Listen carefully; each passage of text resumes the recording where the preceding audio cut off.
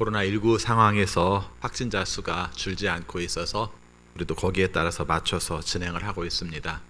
걱정하시는 분들은 7월쯤 돼서 좀 많이 늘어나지 않을까라는 걱정도 하고 있습니다. 교회도 거기에 맞춰서 방역 지침들을 잘 지키고 또 예배들을 진행할 테니까 여러분께서도 그렇게 아시고 잘 참여해 주시기를 바라겠습니다. 오후 예배 공동 식사 구역 모임은 조금 더 연기하도록 하겠습니다. 지금 진행되는 과정 보면서 함께 우리가 결정하도록 합니다. 이번 주에도 신방이 있습니다. 해당되는 구역들 빠지지 않고 잘 참석할 수 있도록 여러분께서 힘써 주시고요. 그리고 오늘 공동 식사 쌀은 이면구 집사님 생일 감사해서 떡 대접은 우리 곽순애 권사님이 손자 예찬이 결혼시키고 나서 감사해서 오늘 대접을 합니다. 과일 음료 대접은 우리 고정아 집사님이 아들이 군대 갔다가 첫 휴가 나온 것 감사해서 오늘 대접을 합니다. 이 두 가지 내용들은 여러분이 가실 때 받아갈 수 있도록 그렇게 하겠습니다. 그리고 찬양대 요즘 계속 연습하는데 식사 문제가 없어서 신재희 장로님, 금은정 권사님께서 오늘 식사 대접을 합니다. 그리고 오늘 오후 4시에 양문교회에서 임직식이 있습니다. 여러분께서 기억하시고 또 우리 선결교회에 또 새롭게 임직을 하는 일에 관심 갖고 기도해 주시기를 바라겠습니다. 우리 함께 인사하겠습니다. 좀 멀리 이렇게 바라보면서 인사하겠습니다. 주님의 이름으로 사랑합니다. 주님의 이름으로 사랑합니다. 우리 다시 한번 인사하겠습니다. 기쁨으로 예배드립시다. 다 같이 묵상기도 하심으로 주일 낮 예배 하나님께 드리겠습니다.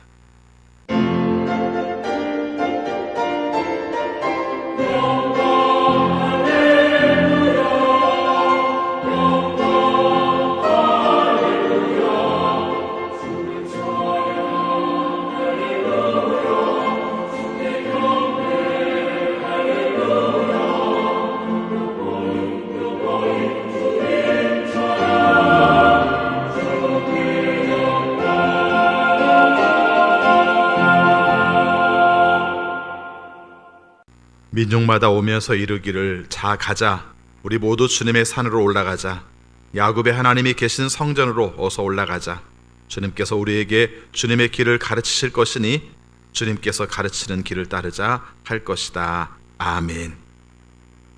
아버지 하나님, 저희들을 사랑하셔서 지난 주일로 한 주간 동안 주님의 은혜 가운데 살게 하여 주시고 오늘 거룩한 주일 주 앞에 나와 예배하게 하심을 진심으로 감사드립니다. 하나님께 부름받은 저희들 영과 진리로 예배드리고 싶습니다.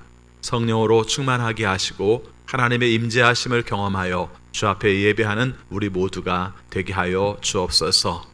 하나님이 원하시는 뜻대로 온전하게 살고 싶었지만 주 앞에 설 때에 온전하지 못함을 주 앞에 고백합니다. 우리의 죄를 용서하여 주시고 새 마음을 부어주셔서 하나님이 원하시는 온전한 모습으로 예배하게 하여 주옵소서. 사모함으로 주 앞에 나왔습니다.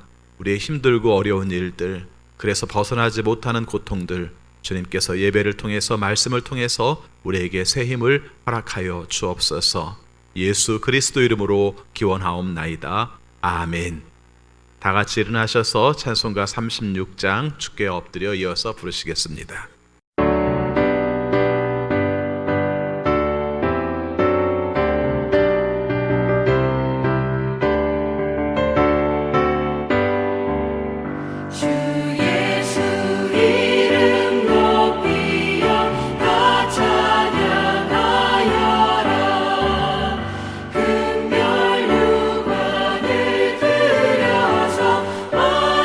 만유의 주자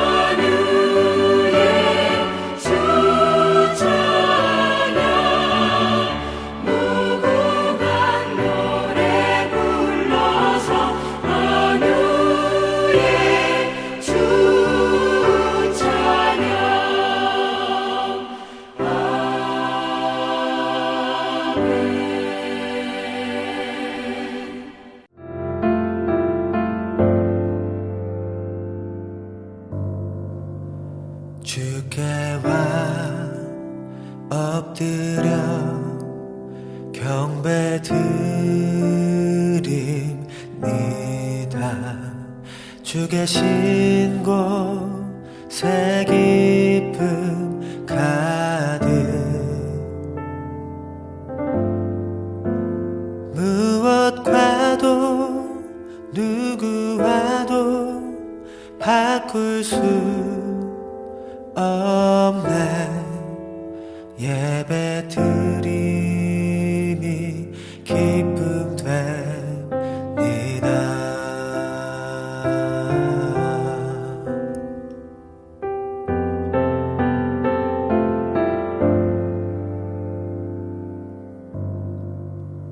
주께와 엎드려 경배드립니다. 주 계신 곳에 기쁨 가득 무엇과도 누구와도 바꿀 수 없네. 예배 드림이 기쁨 됩니다.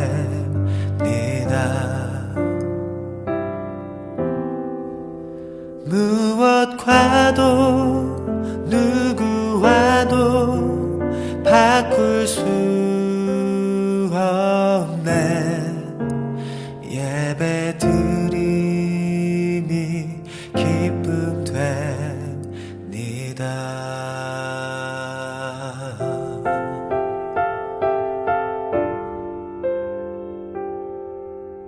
사도신경으로 우리의 신앙을 고백하겠습니다. 나는 전능하신 아버지 하나님, 천지의 창조주를 믿습니다. 나는 그의 유일하신 아들, 우리 주 예수 그리스도를 믿습니다. 그는 성령으로 잉태되어 동정녀 마리아에게서 나시고 본디오 빌라도에게 고난을 받아 십자가에 못 박혀 죽으시고 장사된 지 사흘 만에 죽은 자 가운데에서 다시 살아나셨으며 하늘에 오르시어 전능하신 아버지 하나님 우편에 앉아 계시다가 거기로부터 살아있는 자와 죽은 자를 심판하러 오십니다. 나는 성령을 믿으며 거룩한 공교회와 성도의 교제와 죄를 용서받는 것과 몸의 부활과 영생을 믿습니다. 아멘. 자리에 앉으시기 바랍니다. 이 시간 함께 기도하실 때 김한수 장로님 기도 인도하시겠습니다. 거룩하신 아버지 하나님, 복된 성의를 우리에게 허락하여 주시니 감사합니다.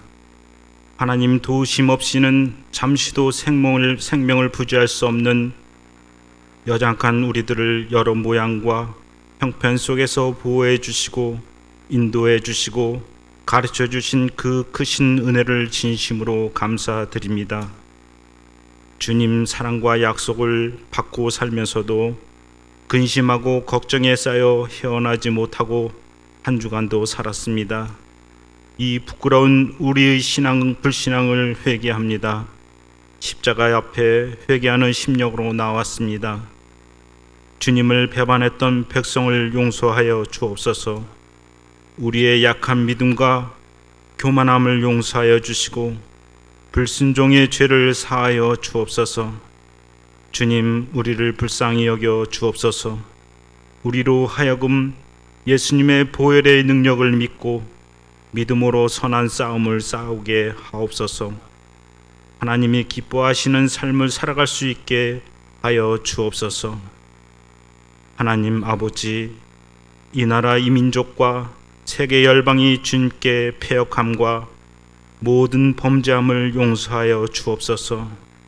은혜와 자비를 베풀어 주셔서 코로나19를 멈춰 주옵소서. 일상의 삶을 허락하여 주옵소서. 하나님 아버지, 비록 우리가 모든 재물을 잃더라도 아버지를 잊어버린 일이 없게 하시고 병들고 연약해질지라도 아버지의 뜻을 의심하지 않게 하옵소서. 섬기는 주님을 본받아 살게 하옵소서. 늘 깨어 기도함으로 미혹의 영들을 물리치게 하옵소서. 모든 교육기관이 예배드릴 때 안전하게 지켜 주옵시고 하나님의 은혜 가운데 성장하는 교육기관이 되기를 기도합니다. 세상을 닮아가지 않도록 도와주옵시고 말씀 중심으로 복음 중심으로 성장하게 하여 주옵소서. 눈물로 씨를 뿌리는 교사들이 있습니다. 기쁨으로 그 단을 거두게 하여 주옵소서. 신방 중에 있습니다. 목사님께서 각 가정을 위하여 기도할 때에 그 기도를 받아 주옵소서. 또한 선교지에서 주님께서 주신 열정으로 섬기시는 선교사님과 가족들 주님 지켜주시고 인도하여 주옵소서. 협력교회를 사랑하셔서 서로 돕는 마음으로 성장하게 인도하옵소서. 교회를 섬기고 이끄시는 김동호 목사님, 이성진 목사님 늘 영육 간의 강건함을 더하여 주옵소서. 성령 충만함을 더하여 주옵소서.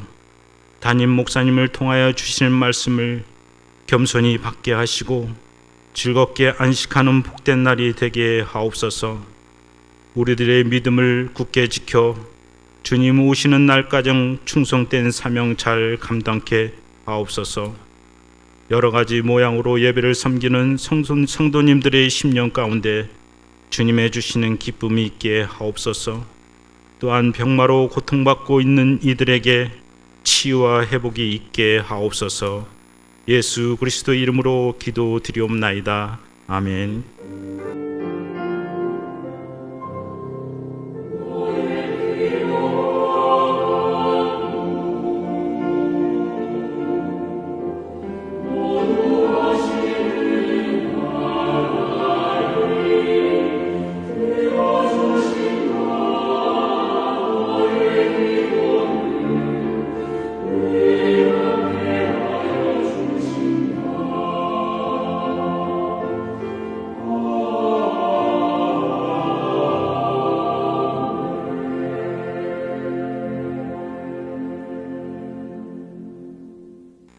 하나님 말씀 구약성경 창세기 25장 21절부터 26절까지 봉독하겠습니다.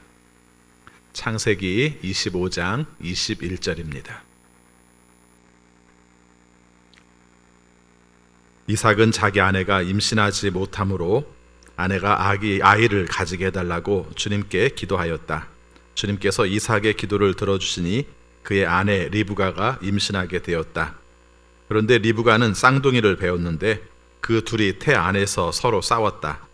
그래서 리브가는 이렇게 괴로워서야 내가 어떻게 견디겠는가 하면서 이 일을 알아보려고 주님께로 나아갔다. 주님께서 그에게 대답하셨다. 두 민족이 너의 태 안에 들어있다. 너의 태 안에서 두 백성이 나눌 것이다. 한 백성이 다른 백성보다 강할 것이다. 형이 동생을 섬길 것이다. 달이 차서 몸을 풀 때가 되었다. 태 안에는 쌍둥이가 들어있었다. 먼저 나온 아이는 살결이 붉은 데다가 온몸이 털투성이어서 이름을 에서라고 하였다. 이어서 동생이 나오는데 그의 손이 에서의 발 뒤꿈치를 잡고 있어서 이름을 야곱이라고 하였다. 리브가가 이 쌍둥이를 낳을 때 이삭의 나이는 60살이었다. 아멘. 거룩한 주일 주 앞에 나와 예배하시는 여러분 모두에게 하나님의 크신 은혜와 사랑이 함께 하시기를 축원합니다. 인생을 살면서 우리는 공평하다, 공정하다 이런 것들을 기준으로 삼고 살아요. 근데 실제적으로 느끼는 것은 우리가 돌아가는 걸 보면은 나를 빼놓고는 다 공정하지 않게 느껴져요. 그렇죠? 나를 빼놓고라고 말하는 것은 늘 내가 억울하고 내가 힘들다고 생각을 하는 것이죠. 그래서 늘 공평하지 않다, 공정하지 않다 이렇게 생각합니다. 그 중에 많은 부분 중에 하나가 태어날 때부터 요즘 많이 말하는 금수저, 은수저, 흙수저 얘기를 많이 합니다. 어떤 사람은 태어날 때부터 귀하게 태어나서 그것으로 말미암아 그냥 좋은 교육 받고 지나가는 그 앞으로 살아가는 삶 가운데서도 그런 윤택한 사람들을 누리는데 어떤 사람들은 태어날 때 어렵게 태어나서 살아가는 삶의 과정도 힘들고 또 사는 고통들도 더 많이 겪는 게 아니겠는가 그렇게 봅니다. 실제 사회학적으로 볼 것 같으면은 태어날 때 어렵게 태어난 사람들이 범죄자가 되는 확률들이 더 높다고 말합니다. 이해가 되죠? 사는 삶이 각박하니까 수단과 방법 가리지 않으면 사회에서는 범죄인으로 낙인칠 수밖에 없는 그런 안타까움을 가지고 있습니다. 모든 사람이 다 똑같으면 좋을 텐데 모든 사람이 똑같지 않은 것 때문에 겪는 어려움들이 굉장히 크다. 이런 모습들을 우리가 가지고 있지 않는가 하는 것입니다. 성경에서도 창세기에서 야곱에 관한 주제를 다룰 때 맨 먼저 다루는 주제가 그겁니다. 인생은 공평한가? 하나님의 선택은 우리에게 공평한가? 그리고 우리의 삶 속에서 모든 진행되는 것들은 합당한 것인가? 이런 질문들을 갖게 하죠. 여러분이 아시는 것처럼 한 사람의 인생을 이렇게 자세하게 기록해놓은 내용이 별로 없습니다. 성경에서 다윗이 그렇게 유명하지만 다윗의 탄생에 관한 기록들을 길게 쓰지 않아요. 그런데 비해서 야곱은 굉장히 깁니다. 여러분이 아시는 것처럼 야곱에 관한 이야기는 창세기 25장부터 49장까지 태어날 때 임신했을 때의 상태부터 임신 위에서 기도한 상태부터 시작해서 마지막 죽어서 장례 치를 때까지 그렇게 길게 쓴 사람이 별로 없습니다. 그럼 어떤 뜻을 가지고 있겠는가? 야곱의 영웅, 야곱의 위인전 그런 것들은 아니라는 것이죠. 오히려 성경에서 말하고 싶은 것은 이게 인생이야. 이걸 말하고 싶은 것이죠. 야곱을 통해서 이게 인생이야.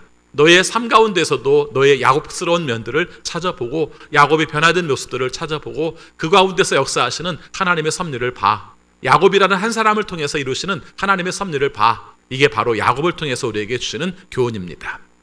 앞으로도 긴 시간 야곱에 관한 말씀을 드리겠습니다마는 야곱은 이래서 하나님께 축복을 받았다. 이 말은 좀 아끼시기 바랍니다. 그보다 더 중요한 내용 중에 하나가 하나님은 왜 야곱을 선택하셨는가? 여기에 초점을 맞춰야 되고요. 우리의 삶들도 우리가 어떻게 살아야 복을 받는가? 이것도 중요하지만 사실은 하나님께 받은 복을 어떻게 우리가 감당하며 살아야 되는가? 여기에 초점을 맞춰야 됩니다.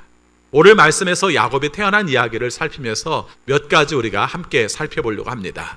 첫 번째 내용은 야곱이 태어나는 과정 속에서 중요하게 다루는 내용 중에 하나가 아버지 이삭이 아내 리브가를 위하여 기도하였다라는 말이 나옵니다.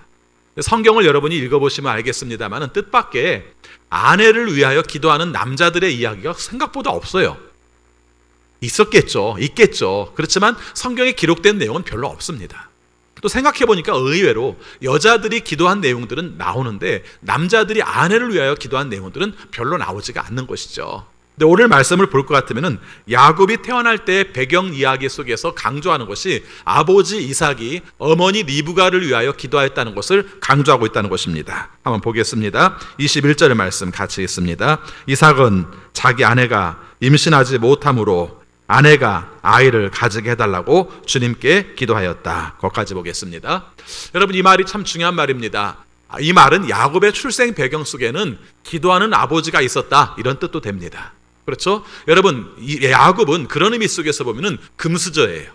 어떻게 그렇습니까? 기도하는 아버지의 그 다음에 믿음의 조상인 할아버지, 그렇죠? 아브라함, 이삭 그렇게 이어지는 과정 속에서 보면은 하나님께서 선택하신 가정 집안 속에서 굉장히 중요한 몫을 가지고 태어난 것을 볼 수 있습니다.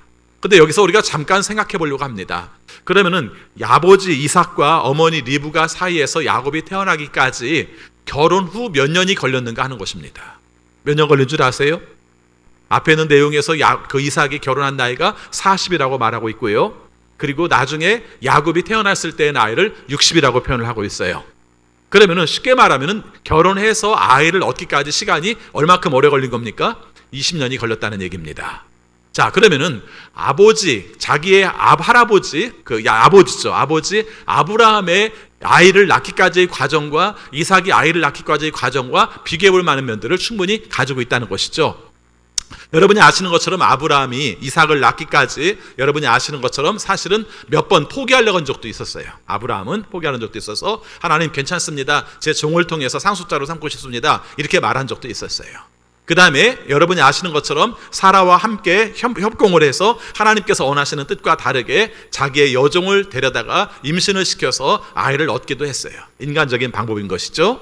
그래서 이런 내용들을 바라볼 때 이삭은 20년이 지나도록 그런 내용이 없습니다. 하나님 앞에 포기한 적도 없고 인간적인 방법을 써서 임신을 시킨 적도 없고 오직 하나님께서 아이를 주시기만을 기다리고 있었다는 것입니다. 근데 제가 강조하고 싶은 게 뭐냐면요, 때에 따라서는 이삭은 믿음 좋은 사람이기도 해요. 인간적인 방법을 안 쓰잖아요. 아버지보다도 인간적인 방법을 안 쓰고 하나님께서 자녀가 주시기를 기다리는 그런 삶을 살았던 것이죠. 그런데 하나님이 안 주세요. 여러분, 믿음이 좋고 하나님이 꼭 주실 줄을 믿어 아버지는 그랬지만 나는 그렇게 하지 않고 아버지가 주시는 대로 나는 하나님께서 주시는 대로 아이를 낳을 거야. 얼마나 믿음이 좋습니까? 근데 하나님은 안 주신다는 거죠. 여러분, 이 면에서도 우리의 삶 가운데서 전체적인 내용에서 중요한 건 아닐지 모르겠습니다만은 우리에게 굉장히 시사하는 바가 한 가지가 있습니다. 우리 중에도 그런 경우가 있습니다. 나는 믿음이 좋아. 그래서 하나님께서 하시는 대로 나는 살 거야. 어떤 경우를 할지라도 하나님께서 우리에게 모든 것을 다 이루실 줄을 믿어. 그렇게 생각해요. 근데 기도 안 해요. 말이 무슨일지 모르겠는데 믿음은 좋은데 기도를 안 해요. 믿음이 좋기 때문에 기도를 안 해요.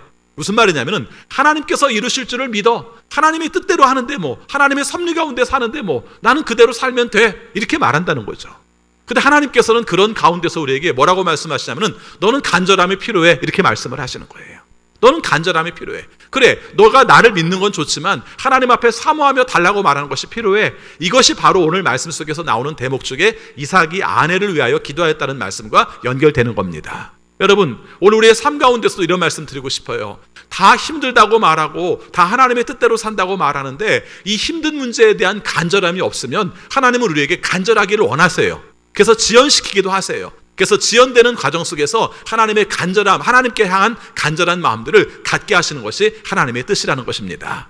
그래서 이삭을 통한 하나님의 섭리 속에서 아이를 얻기 전에 기도하게 하셨다 하는 말씀이죠. 또 이 면은 야곱의 입장 속에서는 좋은 면이기도 합니다. 어떤 가운데서 태어났습니까? 기도함 가운데서 태어난 아들이에요. 그렇죠? 여러분, 이게 얼마나 좋은 말이고 멋있는 말인지 몰라요. 오늘 우리의 삶 가운데서 하나님께서 이루어주시겠지 막연한 생각을 가지고 계신 분이 계신다면 하나님 앞에 기도하시기 바랍니다. 물론 여러분이 기도한다고 다 이루어지는 건 아니에요. 하나님께서 주시기로 약속하셔야 가능해요. 근데 또 하나님께서는 우리의 삶 가운데서 우리가 간절히 간구하기를 원하시는 면이 있어요. 그러면 어떻게 됩니까? 간절히 원하는 게 맞다는 것이죠. 그래서 이렇게 태어난 과정이 바로 우리가 야곱이 태어난 배경이라는 것을 말하고 있습니다. 여러분, 뒤에 보면 아시겠습니다마는 21절에서 이삭이 자기 아내가 임신하지 못함으로 아내가 아기를 가지게 해달라고 주님께 기도했습니다. 그랬더니 어떻게 됐습니까? 우리 가운데 말씀 읽겠습니다. 21절 중간 같이 읽습니다. 주님께서 이삭의 기도를 들어주시니 그의 아내 리브가가 임신하게 되었다. 성경은 아주 명료하게 말하고 있죠. 하나님께 기도했더니, 우리가 이삭이 아내 리브가를 위하여 기도했더니 아내 리브가가 임신했다. 이렇게 딱 떨어지게 말씀을 하고 있습니다. 여러분의 삶 가운데서도 소원하는 일들에 대한 간절함을 가지고 하나님께 구함으로 받는 여러분 모두가 되시기를 바라겠습니다. 얼마나 기쁜 일입니까? 20년 만에 임신을 했어요. 하나님께서 원하시는 뜻이 이루어졌어요. 그래서 굉장히 기뻐합니다. 근데 인생이 그래요. 우리가 기뻐하는 일들은 늘 기뻐할 수 있는 일인가 하는 겁니다. 기뻐한 일이라고 생각한 일들이 우리의 삶 가운데 힘든 일들로 변하는 경우도 많죠. 오늘 말씀에서 분명히 임신한 건 기쁜 일입니다만은 22절 말씀을 보면은 리브가가 임신한 가운데 굉장히 힘들어해요. 22절 말씀 같이 읽겠습니다. 그런데 리브가는 쌍둥이를 배었는데 그 둘이 태 안에서 서로 싸웠다. 그래서 리브가는 이렇게 괴로워서야 내가 어떻게 견디겠는가 이렇게 하고 있다는 것입니다. 여러분, 이 면도 우리가 좀 깊이 생각할 필요가 있는 말씀입니다. 우리가 간구했어요. 그래서 얻었어요. 얻었더니 어때요? 통증이 너무 심해요. 산통이 심해요. 너무 힘듭니다. 이게 어쩌면 인생일지도 모르겠어요. 하나님께 간절히 사모했던 내용인데, 간구한 것인데 막상 이루어지고 나니까 내 삶은 무척 힘들게 다가오는 것이죠. 우리가 산통이라는 말들을 되게 많이 써요. 그렇죠? 그래서 어떤 아이를 태어나기 전까지의 과정 속에서는 산통이 없이는 안 된다는 말들을 많이 씁니다. 우리가 이걸 알면서도 사실은 우리가 삶 속에 이걸 받아들이는 걸 되게 힘들어해요. 어떤 목적이 하나가 이루어지고 성취하는 과정 속에서 아무 문제 없이 이루어지는 것이 없다는 것을 그런 것은 없어요. 언제나 그런 과정이 필요해요. 그렇지만 겪는 상황은 어떻습니까? 고통스럽죠. 그럴 때 어떻게 합니까? 재밌는 것은 리브가도 기도를 해요. 그렇죠? 이삭은 아내의 임신하지 못함을 위하여 기도했다면 리브가는 자신의 안에서 산통이 너무 크기 때문에 이것을 붙들고 기도를 합니다. 자, 중간 말씀 보겠습니다. 하면서 이 일을 알아보려고 주님께로 나아갔다 이렇게 말합니다. 이게 도대체 무슨 일인가? 왜 이렇게 막 뱃속에 있는 아이가 난리가 많은가? 이렇게 말하죠. 여러분, 여기에서 쌍둥이가 들어있었으므로 그렇게 서로 태안에서 싸워서 이렇게 말을 하고 있습니다만은 사실은 이거 알았을까요? 쌍둥이인 걸? 처음부터 알기는 어려웠겠죠. 그렇죠? 예, 처음부터 알기는 어려웠겠죠. 성경에서는 오히려 뒤에 있는 내용들을 말해서 그냥 서술을 하고 있는 것이죠. 쌍둥이가 있었기 때문에 배 안에 싸우고 있었어. 그래서 어머니 입장에서는 되게 힘들었어. 이렇게 말했을지 모르겠습니다만은 처음 겪는 리브가 입장 속에는 쌍둥이인지 뭔지 모르겠죠. 지금처럼 뭐 우리가 병원에 가서 검사를 하는 것도 아니고 초음파 검사하는 것도 아니니까 몰랐겠죠. 근데 하나님께서 응답을 해주십니다. 리브가가 간구한 내용에 대해서 응답하시는데 이렇게 말씀하십니다. 23절 말씀 같이 읽겠습니다. 주님께서 그에게 대답하셨다.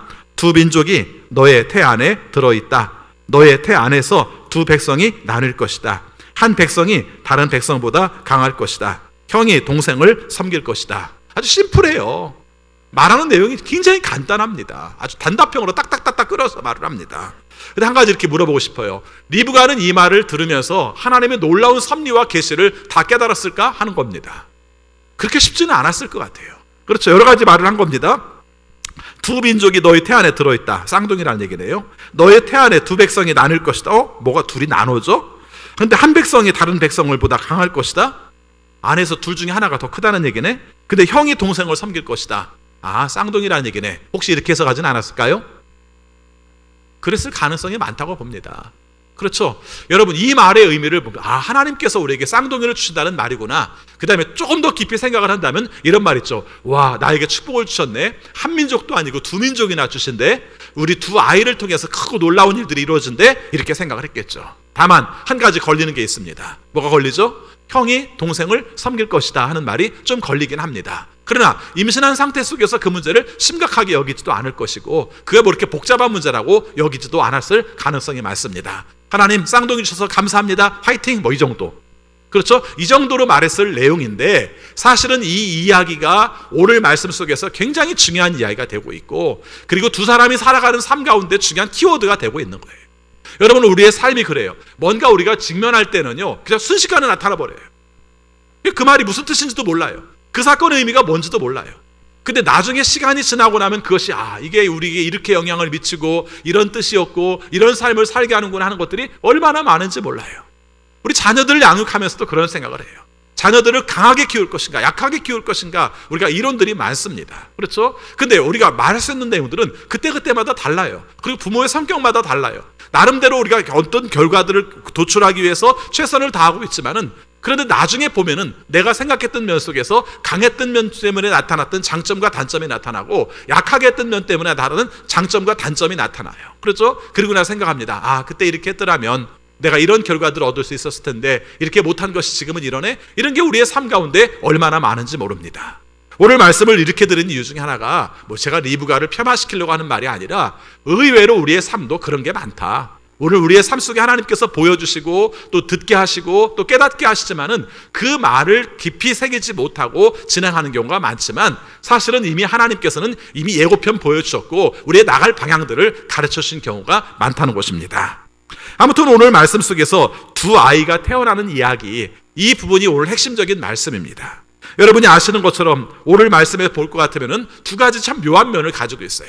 그 당시의 상황으로 본다면은 우리가 에서는 장자권을 가지고 있는 사람입니다. 먼저 태어났으니까 발꿈치를 잡고 태어났든 손을 잡고 태어났든 간에 머리 먼저 나온 사람이 형이니까 이렇게 생각한다면은 에서가 장자권을 가지고 있는 거예요. 그런 면에서 바라본다면은 에서는 태어날 때부터 복받은 사람이에요. 자기가 노력하지 않아도 모든 것을 얻을 수 있는 사람입니다. 그에 비해서 야곱은 억울하게도 발꿈치를 잡고 태어났다는 말에서는 정말 뒤쫓아왔다 이런 말도 있으니까 억울한 면에서 우리가 후자로 태어날 수 있는 그런 내용들을 가지고 있다는 것입니다. 성경이 묘해요. 우리가 말할 것 같으면 이 내용 가운데서 장자는 장자권을 가지고 태어났고 차자는 차자로서 태어났다 끝 이럴 것 같은데 오늘 말씀에서 강조한 내용을 볼 것 같으면 장자로 태어난 사람이 차자로 태어난 사람을 섬기게 될 것이라고 말씀을 하셨다는 것입니다. 여러분, 이것은 하나님께서 인간에게 개입하신 역사 속에서 하나님이 만드신 질서 가운데 하나님이 깨신 역사라고도 말할 수가 있는 거예요. 무척 힘든 것이죠. 우리가 태어나서도 우리가 이야기를 하다 보면은 그런 모습들을 참 많이 합니다. 이런 이야기를 들을 때도요, 사람들이 듣는 자신의 위치에 따라서 듣는 말씀들을 다르게 여겨요. 그래서 장남으로 태어난 사람들은 이런 얘기 들을 때 되게 기분 나빠합니다. 내가 잘못한 게 뭐가 있는데 에서야? 이렇게 생각을 해요. 그리고 야곱인 사람들은 둘째 태어난 사람들은 그런 생각을 합니다. 와, 신난다. 어떻게 모든 사람을 다 장자에게 축복을 줄 수 있어? 하나님께서 이렇게 전복시키시고 뒤집는 역사가 우리의 삶 가운데 얼마나 신나는지 몰라. 이렇게 생각을 합니다. 그런데 여러분, 그렇게 단순하게만 장자가 차자에게, 차자가 장자에게 뒤집어지는 내용으로만 생각하지 말고 이 말씀을 통해서 우리에게 주시는 역사와 섭리가 있다는 것입니다. 우리 성결교회와 감리교회에서는 조금 약하게 강조를 합니다만은 장로교회에서는 예정론이라는 말을 많이 써요. 성결교회와 감리교회가 그게 없느냐? 없지는 않아요. 있어요. 다만 자유의지를 강조를 하죠. 그래서 하나님의 예정과 그 다음에 자유의지, 이 두 가지는 다 있는 겁니다. 그럼 장로교회는 자유의지를 강조 안 하느냐? 덜 하죠. 덜 할 뿐입니다. 그래서 우리가 생각할 때 뭐 장로교회와 감리교, 성결교회가 서로 다툴 필요는 없습니다만은 한 가지 우리가 성결교회를 할지라도 우리가 놓을 수 없는 것은 뭐냐면은 하나님의 섭리가 있다는 거죠. 그렇죠. 하나님의 계획이 있다는 거죠. 인간의 자유의지도 있지만 하나님께서 선택하신 것도 있다는 겁니다. 어떻게 알아요? 오늘 말씀을 보면 아는 거죠. 근데 억울해요. 듣다 보면 억울해요. 아니 먼저 태어났는데 왜 장자권이 차자에게가? 억울해요. 이런 모습들이 바로 오늘 말씀 속에 있는 말씀이죠. 야곱의 입장 속에서는 신나요. 내가 차자로 태어났음에도 불구하고 하나님께서 나를 통해서 복을 주신데 신나요. 근데 나중에 여러분 사는 걸 보면요, 야곱이 하나님께서 자기 자신에게 장자권을 주었기 때문에 너무 신난다. 그러니까 난 하나님이 주는 뜻대로 살아야지 하는 것과는 조금 다르게 살아요. 이런 걸 볼 것 같으면은 우리에게 뭔가 예정을 해주셔도, 뭔가를 가르쳐 주셔도 살아가는 삶의 내용들은 우리들의 충분한 하나님이 주시는 자유의지 가운데서 선택하며 이루면서 사는 것들을 경험하게 되는 겁니다. 앞으로 우리가 그 얘기들은 하도록 하고요. 오늘은 하나님의 선택에 관한 내용만 함께 살펴보려고 합니다. 하나님이 선택하셨어요. 어떻게 선택하셨습니까? 바로 쌍둥이가 둘이 있을 것이, 쌍둥이가 있을 것인데 그 중에 하나는 하나를 섬길 것이다. 에서는 야곱을 섬길 것이다. 이렇게 말씀을 하셨다는 것입니다. 조금 전에도 말씀을 드렸습니다만은 억울하죠. 억울합니다. 왜 그렇게 해야 하는가? 하나님께서 만드신 질서대로 하면 좋겠는데 장자의 입장이죠. 난 너무 좋다. 하나님께서 우리가 뒤집는 역사를 통해서 나도 하나님의 축복을 받을 수 있는 기회가 있네. 나는 차자의 입장입니다. 그런데 여러분, 그런 내용이 아니라 하나님께서 선택하신 것에 대한 특별한 의미가 있다는 것을 말씀하고 있습니다. 여러분, 로마서 9장 10절부터 13절까지 말씀을 보면 사도 바울이 쓴 편지죠. 그리고 지금 창세기가 쓰여있는 시대에 비하면 한참 뒤에 나오는 내용이에요. 근데 사도 바울이 로마서에서 지금 이 이야기를 인용을 해요. 에서와 야곱에 관한 이야기를 인용을 합니다. 우리 한번 찾아봅시다. 로마서 9장 10절인데요. 로마서 9장 10절 우리 한번 찾아보겠습니다.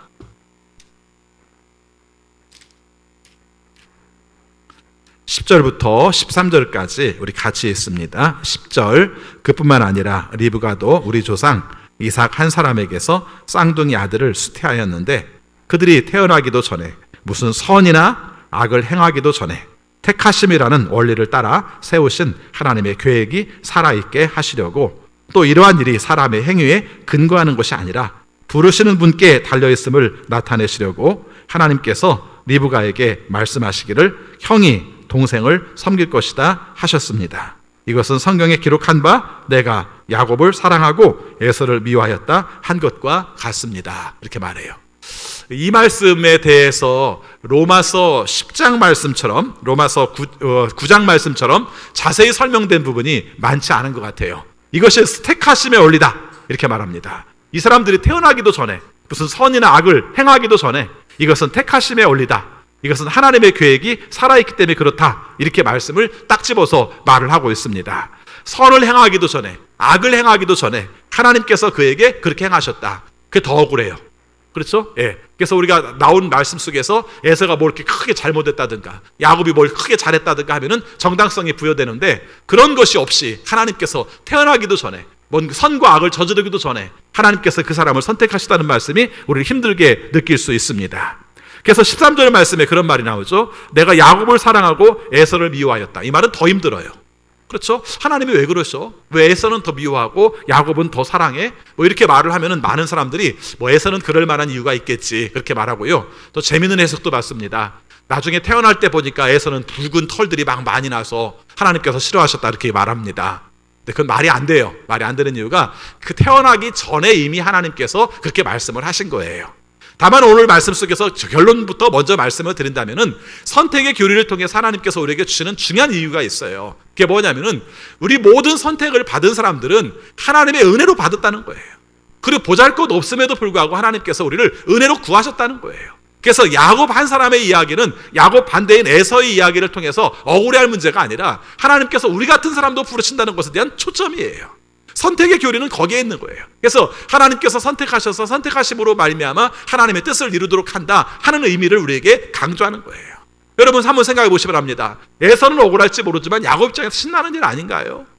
여러분이 죄인이에요. 하나님 보시기에 합당한 열매를 맺은 게 없어요. 그래서 나의 삶 가운데 하나님을 감히 쳐다보기도 힘들고 하나님께 은혜를 구하기도 힘든 그런 존재예요. 근데 하나님께서 말씀하시기를 내가 너에게 죄를 묻지 않겠다. 내가 너를 다 용서하겠다. 내가 너의 죄를 다 대가를 지불해서 죄가 없다고 말하겠다. 이렇게 말씀하셨다면은 그건 하나님께서 우리를 선택하신 거예요. 그 선택으로 말미암아 우리의 삶들은 확 뒤집어지는 거죠. 처음부터 우리가 새롭게 세팅함으로 말미암아 하나님께서 원하시는 모습으로 서겠다. 이게 바로 선택의 교리 속에서 중요한 내용인 것이죠. 우리가 이 말씀을 읽으면서 그런 생각을 합니다. 그럼 에서는 억울하지 않는가 하는 겁니다.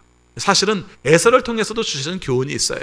어떤 교훈이 있습니까? 에서를 통해서 주시는 교훈 중에 하나가 이런 겁니다. 먼저 태어났다고 잘난 척하지 마. 너의 삶 가운데 뭔가를 먼저 가졌다고 잘난 척하지 마. 너의 삶 속에서 그렇게 태어났다는 것이 너의 삶을 다 보장하지는 않아. 하나님께서 뒤집음으로 말미암아 얼마든지 뒤집을 수 있는 것이 우리의 인생이야. 이걸 가르쳐주는 게 에서의 은혜예요. 이게 무슨 은혜야? 내 삶 속에 지키는 게 은혜죠. 아니요. 하나님의 뜻대로 살아가는 방식 속에서 그냥 가만히 있고 내 삶 가운데서 내 자신에 대해서 안주하는 삶을 하나님께서 원하지 않으시는 거죠.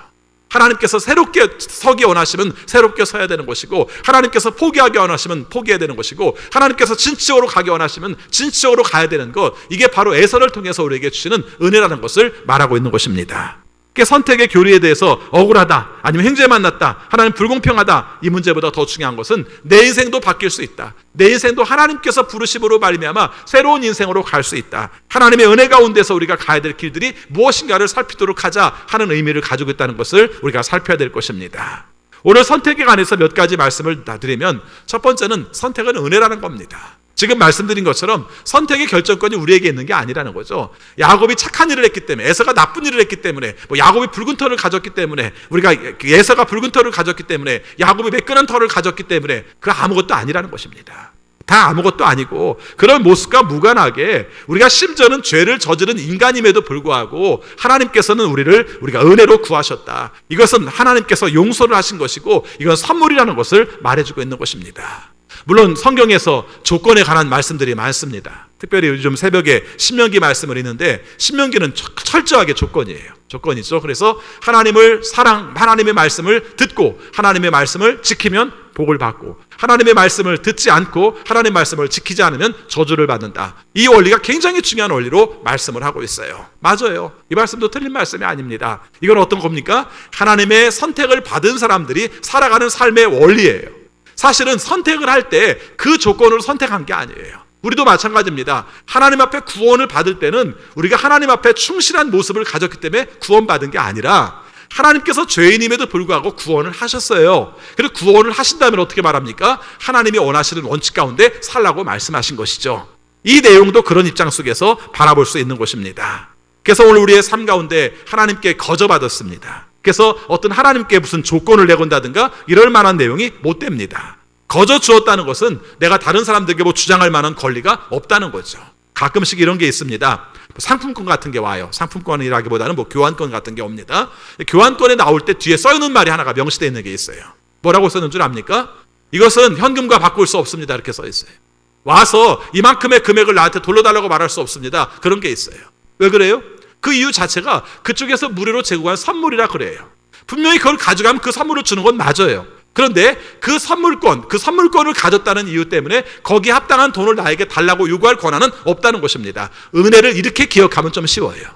그렇죠? 하나님께서 우리에게 주신 거 맞아요. 그 가치가 얼마나 큰지 몰라요. 근데 우리의 삶 가운데서 하나님께 은혜를 달라고 주장할 수 있는 건 없어요. 그렇죠? 은혜의 가치만큼 은혜를 주셨으니까 내 삶 가운데 이걸 보상해 주세요라고 말할 만한 것은 없다는 것입니다. 그래서 하나님 앞에서 은혜는 우리가 자랑할 만한 것도 못 되고 은혜는 다른 사람에게 요구할 만한 것도 못 되고 은혜는 다른 사람과의 관계 속에서 내가 우월하다고 자랑할 만한 것도 못 된다는 것입니다. 왜요? 하나님이 불러서 된 거니까. 내가 우월해서 부른 것이 아니라 하나님이 불러서 우월해진 거니까 우리가 이것을 가지고 사는 것이 좋을 것입니다. 사실 이 세상에서도 지금 공정과 불공정의 얘기를 할 때마다 제일 힘들어하는 문제가 그거죠. 잘 태어났다는 이유 때문에 끝까지 잘 사는 게 바람직하냐, 이 문제잖아요. 그렇죠? 지금 끊임없이 벌어지는 문제가 이런 문제 아니겠습니까? 인생은 역전될 수도 있다. 그것을 기억하며 살도록 하라. 이것이 바로 에서에게 주는 교훈이고 우리의 삶 가운데서도 하나님이 원하시는 뜻 가운데에서 우리가 하나님의 은혜를 기억하면서 살아야 될 이유라는 것입니다. 두 번째, 선택이라고 말했을 때 내가 선택받았기 때문에 다른 사람들은 다 버려져야 한다고 생각하지 마시라는 겁니다. 그렇죠? 우리가 이 생각을 자꾸 해요. 아니 모든 사람이 선택받으면 그게 무슨 선택이에요? 우리는 이런 생각을 해요. 여러분 최소한 크리스찬은요 그런 생각하지 말아야 됩니다. 그렇죠? 우리는 굉장히 알게 모르게 우리에게 복에 관한 내용들을 다른 사람들이 안 받는 복을 내가 가지고 있는 걸 복이라고 생각을 해요. 여러분들이 제대로 크리스찬이고 제대로 하나님의 자녀면요 내가 가지고 있는 것을 다른 사람이 가지고 있는 걸 보면서 기뻐해야 크리스찬이에요. 그렇지 않습니까?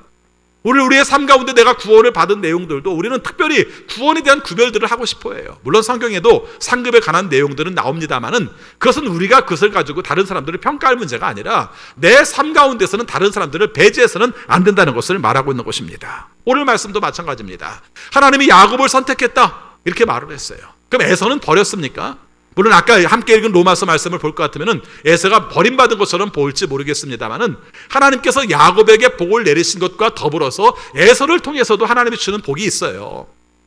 그게 달라서 그렇지. 야곱의 사명이 다르고 에서의 사명이 다른 거예요. 물론 에서 입장에서는 장자권을 빼앗긴 입장 속에서 억울할지 모르지만 하나님께서 야곱을 선택하시고 에서는 완전히 버렸는가? 그건 아니라는 것입니다.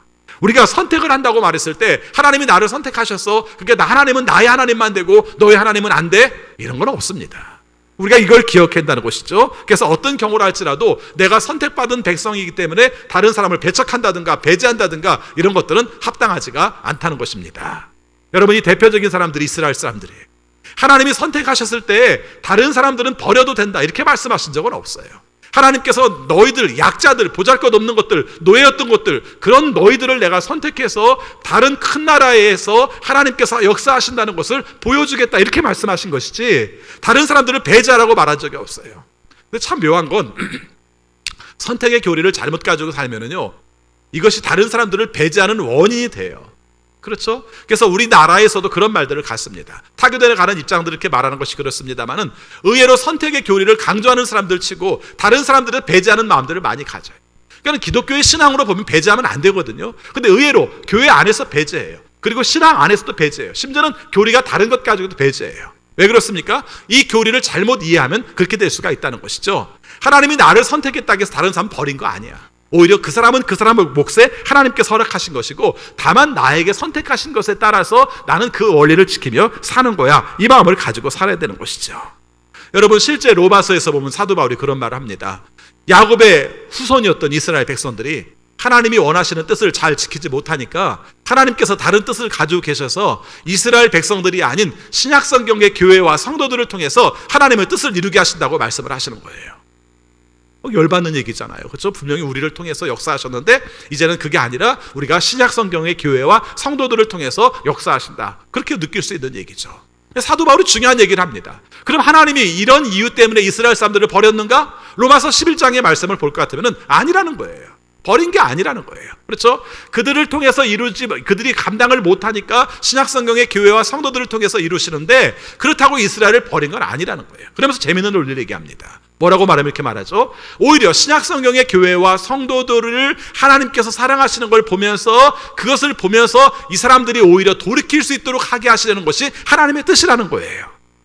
여러분 우리가 그런 시각으로 바라볼 필요가 있는 거예요. 하나님이 나를 선택하신 것은 좋지만 그러나 나 말고 다른 사람들에게도 주시는 하나님의 섭리가 있다는 것입니다. 나중에 보면 우리가 알게 됩니다만은 에서도 많은 재산을 누려요. 에서도 또 하나의 민족을 이루어요. 그런 측면으로만 바라본다면은 야곱도 한 민족을 이루고 에서도 한 민족을 이루고 야곱도 하나님의 복을 받고 에서도 에서 나름대로의 복을 받아요. 실제적으로 나중에 가서 보면 그런 확인되는 면을 보겠습니다만은 에서가 쪽박 차는 인생이 아니에요. 하나님께서 주신 것을 또 누리고 사는 것을 보여주고 있다는 것입니다. 그래서 우리가 잊지 말아야 될 것은 선택받았다고 해서 다른 사람들을 배제하지 마라. 하나님께서는 하나님께서 원하시는 방법대로 이루신다. 하나님은 꼭 양자택일의 방법으로 한 사람만 골라 쓰시는 것이 아니다. 각자 쓰임받은 것이 있는 거, 자기 몫이 있는 것이고 그래서 하나님께서 말씀하신 선택은 특권이기도 하지만 또 하나는 공평한 은혜이기도 하다 하는 것을 살필 수 있습니다. 세 번째입니다. 여러분, 선택이라고 말할 때 우리가 꼭 놓치지 말아야 될 것 중에 하나가, 선택받았으니까 나는 인생 끝, 하나님께 나를 선택해 주셨으니까 내 삶은 어떤 어려움도 없이, 어떤 할 일도 없이 하나님이 원하시는 뜻대로 그냥 해피하게 살면 돼, 그런 건 없다는 겁니다. 부르실 때는 하나님께서 우리에게 주시는 사명이 있다는 거예요. 그냥 부르신 게 아니라 사명을 주셨다는 것입니다. 그래서 선택은 우리의 삶 가운데서 은혜이기도 하지만, 그래서 은혜라고 말할 때는 주도권이 하나님께 있다는 것이고, 내 삶은 언제까지나 하나님께서 원하시는 뜻대로 살아가는 사명을 감당하며 살아야 되는 것을 말하고 있습니다. 앞으로 살아가는 과정 속에서 이게 하나님의 섭리인지 아니면 야곱의 욕망인지 구별이 잘 안 되는 부분이 많이 나와요. 그런데 한 가지 분명한 것은 결국은 이 야곱의 욕망마저도 하나님께서 쓰심으로 말미암아 하나님의 방법대로 그 사명을 이루어 가신다는 것을 경험하게 되는 것입니다. 그 야곱의 사명은 뭔가요? 지금 우리가 명확하게 말하기는 쉽지 않습니다만은 야곱의 사명은 복이에요. 여러분, 나중에 보면 알겠습니다만은 할아버지 아브라함이나 아버지 이삭이나 이런 사람들에 비해서 훨씬 복에 대해서 더 많이 사모하는 것을 볼 수 있어요. 근데 사실은 하나님께서 아브라함을 처음 선택할 때부터 강조한 게 뭐였어요? 사실은 복이었어요. 그 복이었는데 아브라함이 그만큼 구하지 못했고 이삭이 그만큼 구하지 못했는데 야곱은 특이하게도 그렇게 많이 구하는 거예요.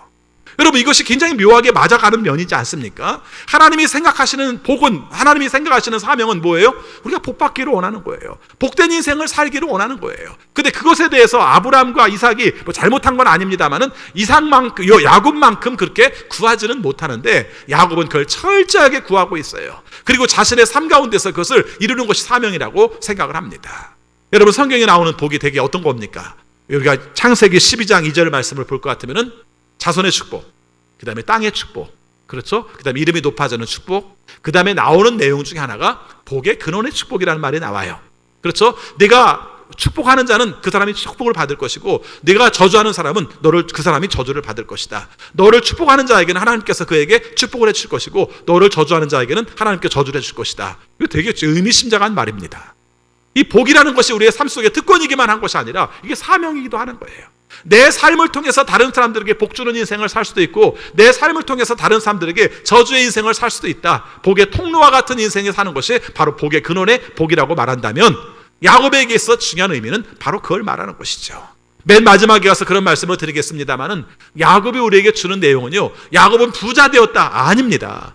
야곱은 보잘것없는 사람이었는데 하나님께서 그를 부르심으로 말미암아 굉장히 많이 바뀌었다, 이거예요. 더 나름한다면 야곱이라는 사람은 속임수의 인생이었는데 나중에 하나님께서 쓰심으로 말미암아 하나님이 원하시는 뜻을 아는 사람이었다, 이거예요. 이게 뭡니까? 이게 복이에요.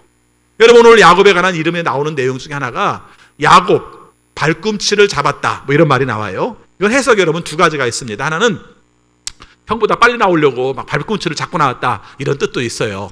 이런 뜻도 있습니다. 그래서 경쟁에서 지지 않으려는 그런 마음도 있습니다.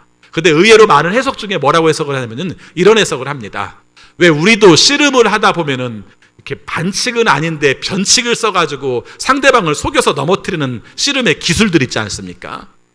이것을 그런 식으로 보고 있어요. 제가 씨름 내용은 잘 모르겠는데 이 사람들의 식으로 말하면 이스라엘에도 민속 씨름이 있답니다. 민속 씨름이 있는데 한마디로 말하면은 발꿈치를 잡는 방법, 이 발꿈치를 우리 식으로 말하면 뭐 이렇게 상대방을 속임수를 쳐가지고 발꿈치를 팀으로 말미암아 상대방을 넘어뜨리는 것.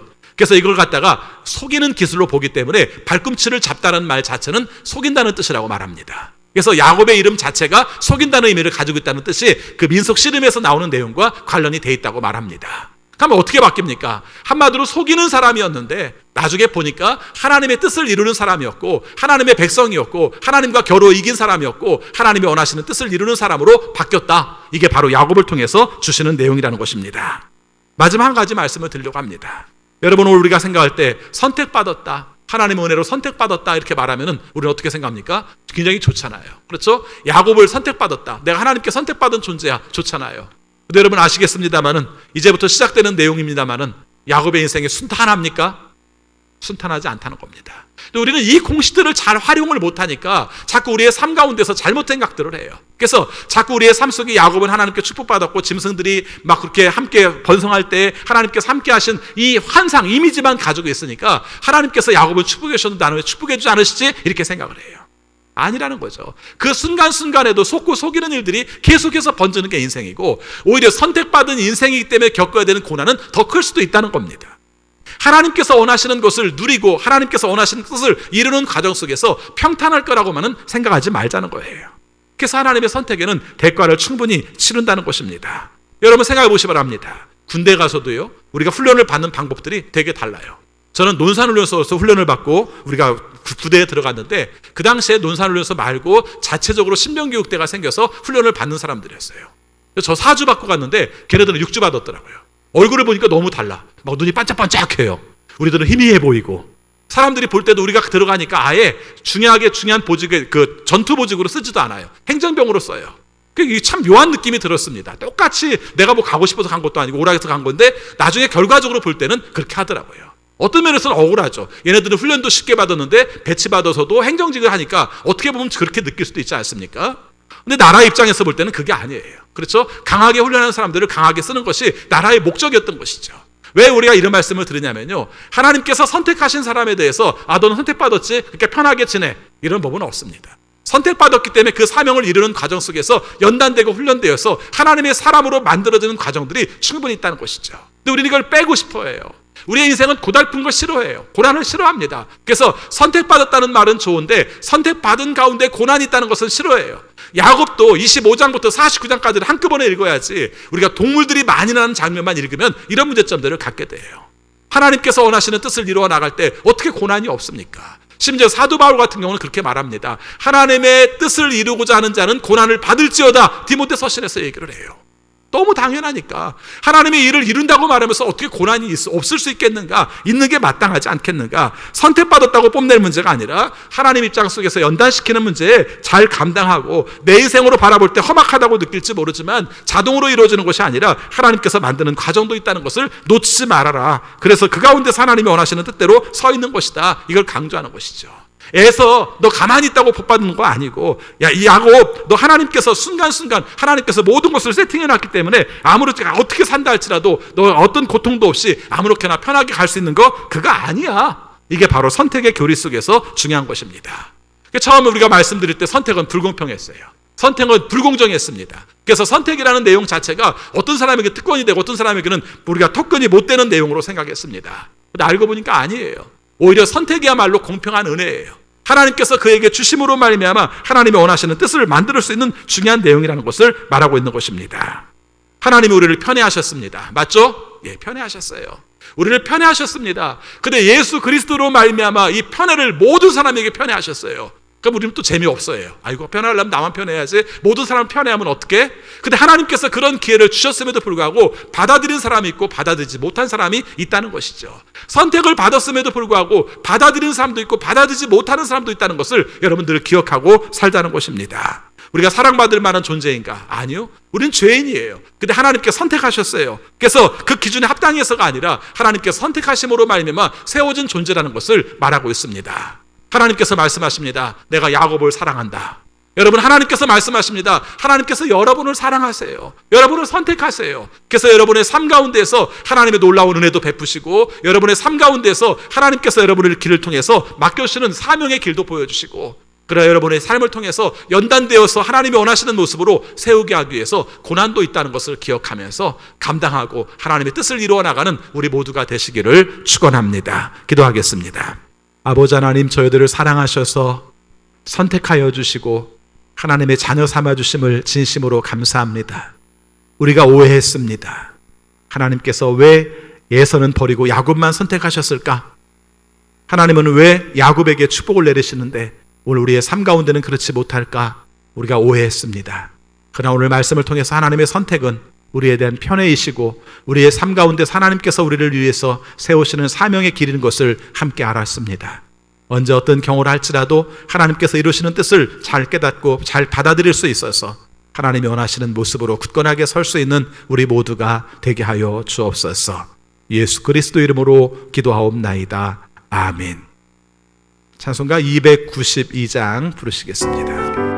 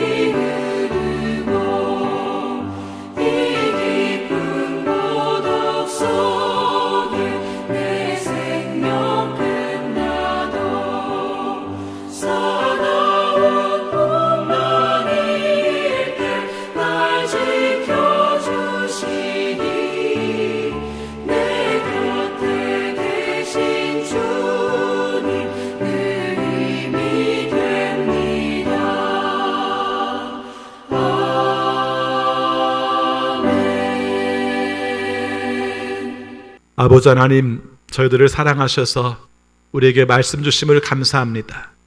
일용할 양식 주셔서 감사합니다. 건강 주셔서 감사합니다. 가족과 이웃을 주셔서 외롭지 않게 하셔서 감사합니다. 그리고 우리에게 일을 주셔서 소득과 보람을 경험하게 하심을 감사합니다. 이 마음을 모아 주 앞에 감사의 예물 드리오니 주여 받아 주옵소서. 그리고 우리의 삶에 복 내려주셔서 하나님이 주시는 것으로 만족하며 하나님의 영광 위에 살아갈 수 있는 우리 모두가 되게 하여 주옵소서.